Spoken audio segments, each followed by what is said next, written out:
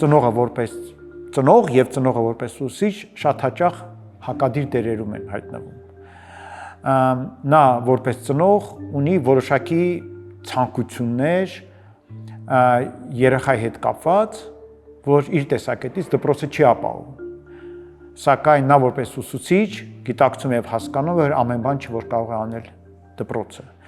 Եվ այդ հակասությունը շատ հաճախ կարող է բերել նրան, որ իր ծնողական թևը հաղթի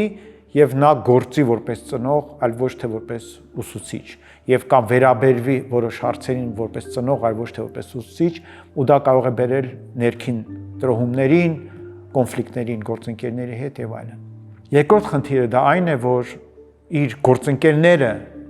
շատ հաճախ կսկսեն խուսափել որոշակի խոսակցություններից կամ քայլերից իր նկատմամբ, ակնկալելով, որ նա որպես ծնող դրան կարող է արձագանքել ոչ այնպես, ինչպես ցանկալի է։